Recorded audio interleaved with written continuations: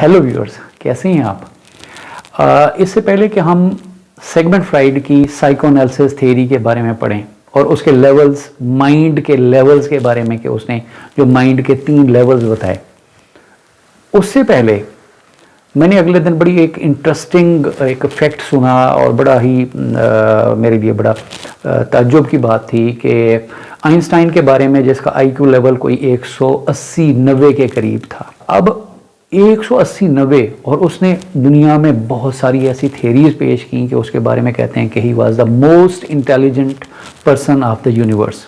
ठीक है जी। तो अब आइंस्टाइन ने, और उससे जो बड़ी अजीब बात है, चौंका देने वाला जो फैक्ट है वो ये था कि आइंस्टाइन ने अपने दिमाग का, अपने ब्रेन का तकरीबन 13% जो ब्रेन सेल्स हैं उसके इस्तेमाल हुए हैं। जो रिसर्चर हैं वो कहते हैं कि सिर्फ 13% उसके इस्तेमाल हुए हैं।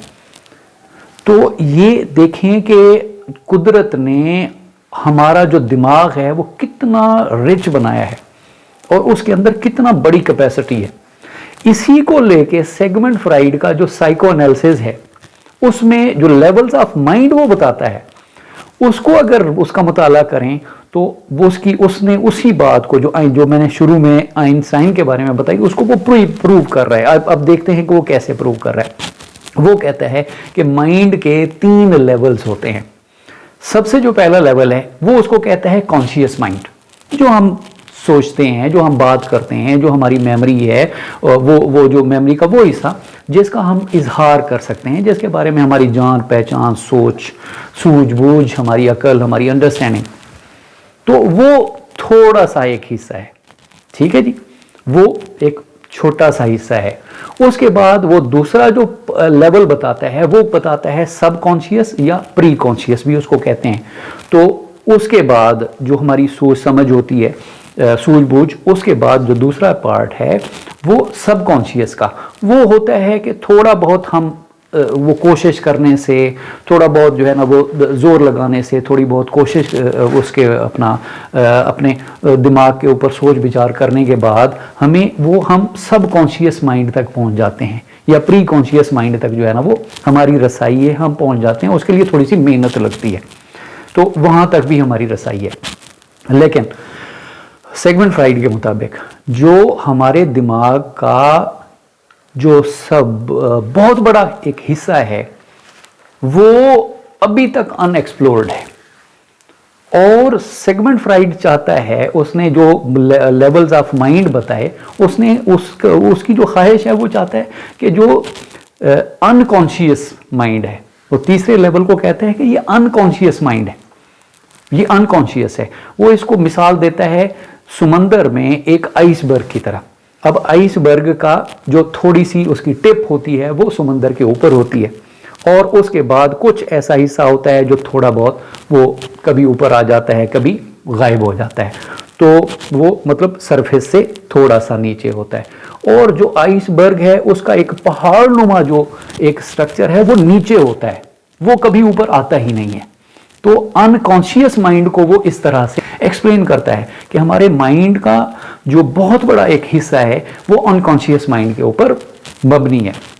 अच्छा, इसके अंदर होता क्या है अनकॉन्शियस, बकौल सिगमंड फ्राइड के, कि इसके अंदर हम बचपन से हमारी बहुत सारी ऐसी ख्वाहिशात होती हैं जो हम सेटिस्फाई नहीं कर सकते। बहुत सारी ऐसे मामलात होते हैं जिनको हम जो है वो उन मामलात वो हल तलब रह जाते हैं, और वो बचपन से लेकर जवानी तक और बुढ़ापे तक हमारे साथ चलते रहते हैं, और वो इतना ज़्यादा हो जाते हैं कि उसको हम मालूम भी नहीं कर सकते, लेकिन उसका असर होता है। आइसबर्ग जो है वो उसी बोझ को लेके साथ साथ चलता है। वो जितना ज़्यादा जो है ना वो होंगे उतना ज़्यादा वो बोझ, अगर उसके अंदर हमारी पुरानी ख्वाहिशात हैं, दबी हुई ख्वाहिशात हैं, कोई हमारी कमज़ोरियां हैं, कोई परेशानियां हैं, जिसको हम जो है ना वो पाइल अप करते गए, उसका नतीजा क्या निकला?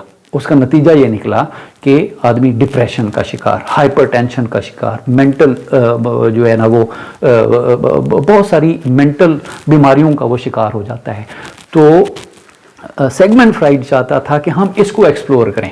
आइसबर्ग का जो नीचे का हिस्सा है, जो अनकॉन्शियस माइंड है, हमारा दिमाग आइसबर्ग की तरह है, तो इसका जो अनकॉन्शियस पार्ट है उसको हम एक्सप्लोर करें, और जो लोग साइकोलॉजिकल मसाइल का शिकार हैं, जो मुख्तलिफ परेशानियों का शिकार हैं, उनका हम किसी तरीके से उनको डायग्नोसिस कर सकें और हम उनका कोई इलाज कर सकें। उसने मुख्तलिफ थेरेपीज़ बनाई, उसने थेरेपीज़ डेवलप की, टॉकिंग थेरेपीज़ के, कोई डिस्कशन करें, उसको एक्सप्लोर करें, या उसको जो है ना वो हाइप्नोसिस एक और जो है ना वो तरीका इलाज है डिस्कशन के ज़रिए, कि उसको एक्सप्लोर करें कि कौन कौन सी वो दबी हुई ख्वाहिशात थी, कौन कौन सी मजबूरियां थी जो उसको सेटिस्फाई नहीं कर सका, और वो अब डिप्रेशन में है, परेशानी में है, या कोई साइकोलॉजिकल डिसऑर्डर हो गया है उसका, तो उसके लिए लोग साइकेट्रिस्ट के पास जाते हैं। उसके लिए जो है ना जो हाइप्नोसिस एक्सपर्ट्स हैं उनके साथ कंसल्ट करते हैं। तो ये वो कहते हैं कि जो ह्यूमन बिहेवियर है, हमारा अनकॉन्शियस माइंड है, उसका बहुत गहरा ताल्लुक है और उसका बहुत ज़्यादा असर होता है।